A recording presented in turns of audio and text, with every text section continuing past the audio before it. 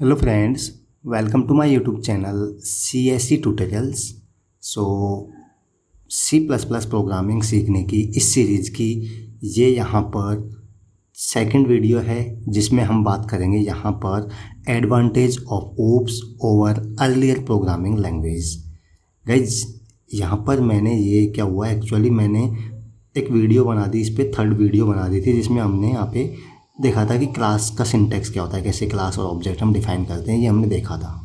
ठीक है, बट मैंने क्या किया, गलती से मेरे से पार्ट 2 था इसका, जिसमें हमें डिस्कस करना था कि हम, क्योंकि हम स्टेप बाय स्टेप डिस्कस कर रहे हैं, तो ये मेरे से गलती से ये टॉपिक छूट गया। मैंने इस पर वीडियो नहीं बनाई थी, मैंने डायरेक्ट थर्ड वीडियो बना दी थी, जबकि इसका कंटेंट मैंने रेडी किया हुआ था।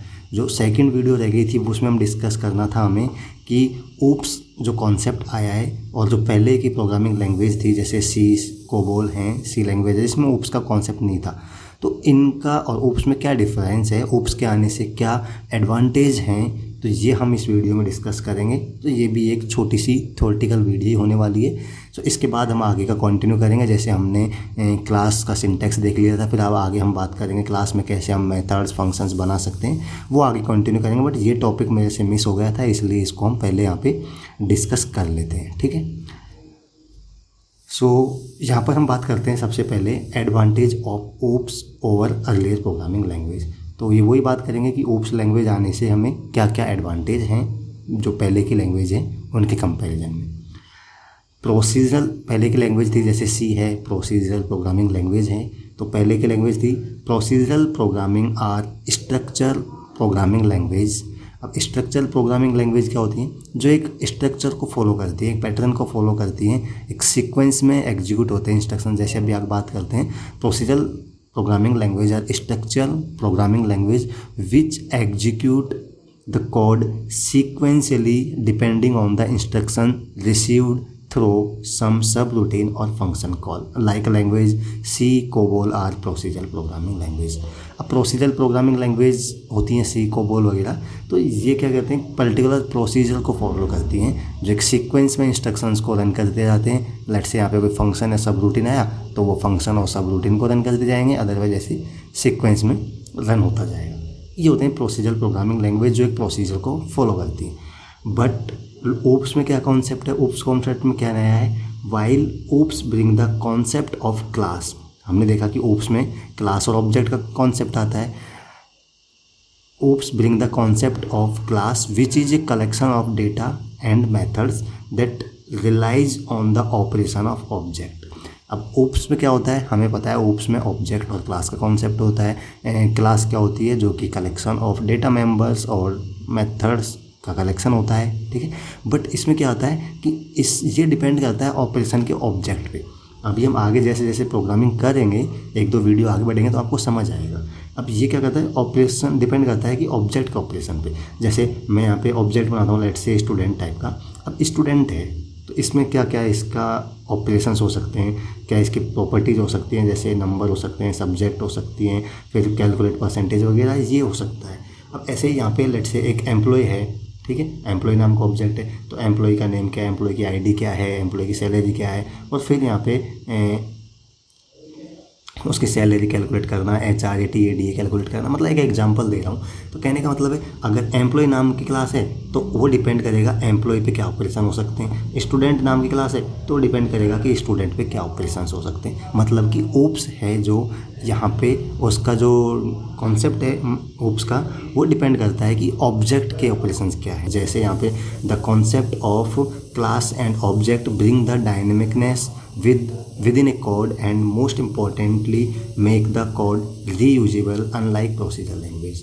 अब ओप्स के कॉन्सेप्ट से क्या होता है, जैसे हमने क्लास बना दी है एक लेट से स्टूडेंट नाम की, तो अब हम क्या करेंगे, इस क्लास को बार बार यूज कर सकते हैं। ठीक है, इसको हम आगे इनहेरिटेंस पढ़ेंगे। ठीक है, इनहेरिटेंस हम पढ़ेंगे तो वहाँ पे हम देखेंगे कि कैसे कोड को हम यूज कर सकते हैं। तो ओप्स है, ये ओप्स का कॉन्सेप्ट है जो यहाँ पर कोड को रीयूजेबल करने के लिए यूज में किया जा सकता है। मतलब कि हम कोड को रीयूज कर सकते हैं उसको। ये काफ़ी इंपॉर्टेंट है, जो कि इनहेरिटेंस वाला हम आगे पढ़ेंगे। ठीक है, languages like Java, C++ are the concept of OOPs. ठीक है। जो सी प्लस प्लस जावा है, सॉरी जावा और सी प्लस प्लस है, ये ओप्स के कॉन्सेप्ट को फॉलो करती है। आगे हम बात करें तो सब major advantage of OOPs using, sorry सब major advantage of using OOPs. OOPs को हम यूज करते हैं, ओप्स कॉन्सेप्ट को यूज करते हैं प्रोग्रामिंग में, उसके क्या इंपॉर्टेंट कुछ एडवांटेज हैं वो, जैसे अब ये तो मैं अभी थ्योरेटिकली बता रहा हूँ, इसको हम प्रैक्टिकली भी प्रोग्रामिंग करके देखेंगे, बना के देखेंगे, आगे हम डिस्कस करेंगे, सेपरेट वीडियोज़ बनेंगे इन टॉपिक्स पे। ये जो भी टॉपिक्स हैं इन सब पे सेपरेट वीडियोज़ बनेंगे, ठीक है। सो इनहेरिटेंस क्या होता है? इनहेरिटेंस जैसे हम पहले पढ़ चुके हैं, inheritance is the concept of using the parent object property and method. मतलब कि एक क्लास है, ठीक है, लेट्स से पेरेंट क्लास है, दूसरी क्लास है या चाइल्ड क्लास है, तो इसकी प्रॉपर्टीज़ को इनहेरिट करना, ठीक है, इसकी प्रॉपर्टीज़ को चाइल्ड क्लास में इनहेरिट करना इनहेरिटेंस होता है, ताकि वो पेरेंट क्लास होती है उसकी प्रॉपर्टीज़ को यूज कर सके। तो वही बात आ गई कि इसका जो कोड है वो इसमें हम यूज़ कर सकते हैं, कोड को रीयूज कर सकते हैं, हमें बार बार वो कोड नहीं लिखना होगा। It is helpful in extending the base class properties and method into child class. वही बोल रहा है कि जो इसकी क्लास के मेथड्स हैं और प्रॉपर्टीज़ हैं उनको इसमें यूज कर सकते हैं चाइल्ड क्लास में, ठीक है। It increase code reusability and minimize code length. जैसे कि मैं बताया कि कोड को हम यूज कर सकते हैं, तो यहाँ पे कोड रीयूजिबिलिटी को इंक्रीज करता है और कोड की लेंथ को कम कर देता है। इनकैप्सुलेशन, जैसे हमने देखा था इनकैप्सुलेशन क्या होता है। OOPs introduce the concept of encapsulation which is data hiding properties. Encapsulation मतलब क्या होता है कि कुछ डेटा हाइडिंग टेक्निक्स है, जैसे हमें जो इम्पोर्टेंट चीज़ें होती हैं, कह सकते हैं जो ज़रूरी नहीं होती हैं यूज़र को दिखाने के लिए, उन चीज़ों को हम हाइड करके रख सकते हैं, और जो यूज़र के लिए ज़रूरी है सिर्फ उन्हीं चीज़ों को हम दिखा सकते हैं, ठीक है। चीज़ों का मतलब यहाँ पे उन्हीं प्रॉपर्टीज़ को हम दिखा सकते हैं। ये कॉन्सेप्ट होता है इनकैप्सुलेशन, ठीक है। आगे हम बात करें, OOPs introduce the concept of polymorphism which is useful in overriding class methods. Polymorphism हम पढ़ चुके हैं, वैसे फिर से बता रहा हूँ कि इन पे सेपरेट वीडियोस बनेंगे, सेपरेट टॉपिक्स होंगे, ठीक है। पॉलीमॉर्फिज्म क्या होता है कि अभी मैं शॉर्ट में बता रहा हूँ बस आपको, फिर डिटेल में आगे हम डिस्कस करेंगे इनको। पॉलीमॉर्फिज्म क्या होता है कि एक ही चीज़ को अलग अलग तरीके से करना, एक तरीके से, ठीक है। एक चीज़ है, लेट्स से एक फंक्शन है, मैं अब आपको प्रोग्रामिंग लैंग्वेज में समझा दूँ, एक फंक्शन है, तो इसको अलग अलग तरीके से डिफाइन करने का तरीका प्रोवाइड करता है पॉलीमॉर्फिज्म। यहाँ पे देख सकते हैं, OOPs introduce the concept of polymorphism which is useful in overriding class methods and properties, ठीक है। ओप्स अब ये ओवरराइडिंग क्या होता है, अगेन ओवरराइडिंग क्या होता है, ठीक है, ये हम वहाँ पे आगे भी डिस्कस करेंगे, इन पे सेपरेट वीडियोस बनेंगी, हम प्रोग्रामिंग करके देखेंगे, ओवरराइड करके देखेंगे, फंक्शंस को कैसे ओवरराइड करते हैं। OOPs introduce the concept of abstraction which is a concept in which an abstract class object can not create out of it and use of it comes into task. इसका मतलब है कि OOPs introduce the concept of abstraction, मतलब अगर हम किसी class को abstract class बना देंगे तो उसको हम कह सकते हैं कि आगे उसको इनहेरिट नहीं किया जा सकता है, उस क्लास का ऑब्जेक्ट नहीं बनाया जा सकता है। तो ऐसी हमें कहीं नीड पड़ सकती है कि हमें ऐसी क्लास बनाएं जिसको इनहेरिट ना किया जा सके या उसको उसके ऑब्जेक्ट ना क्रिएट की जा सके, तो वहाँ पे हम एब्स्ट्रैक्शन का कॉन्सेप्ट है उसको यूज करते हैं। अगेन ये जो भी हम टॉपिक पढ़ रहे हैं यहाँ पे, जैसे पॉलीमॉर्फिज्म हुआ, ओवरराइडिंग हुआ, एब्स्ट्रैक्शंस हुआ, तो ठीक है, इनहेरिटेंस हुआ, तो इन सब पे सेपरेट वीडियोस बनेंगी। ये बस मैं एक आपको ओवरव्यू दे रहा हूँ कि ये ओप्स के एडवांटेज हैं, ये फीचर्स हैं जो ओप में होते हैं। इनको डिटेल में हम आगे जब कंटिन्यू करेंगे वीडियोस को, आगे सीरीज़ को, तो आगे पढ़ते चलेंगे इनको। OOPs introduce the concept of multiple inheritance by using this a child class can inherit properties and method more than one class. अब इनहेरिटेंस क्या होता है कि सिंगल इनहेरिटेंस क्या होता है कि एक ही क्लास की प्रॉपर्टी को एक्सेस कर सकता है, बट मल्टीपल इनहेरिटेंस क्या हो सकता है, मोर देन वन क्लास है उनसे प्रॉपर्टीज़ को ये एक्सेस कर सकता है। तो ओप्स है जो मल्टीपल इनहेरिटेंस को भी सपोर्ट करता है, ठीक है। OOPs provide the ability to simulate real world event much more efficiently. We can provide the solution of real world problem we are using the object oriented programming language। जैसे मैंने बताया था कि ऑब्जेक्ट ओरिएंटेड प्रोग्रामिंग लैंग्वेज को use करके हम real world की problem को सॉल्व कर सकते हैं, रियल वर्ल्ड से की प्रॉब्लम को रिलेट करके प्रोग्रामिंग कर सकते हैं।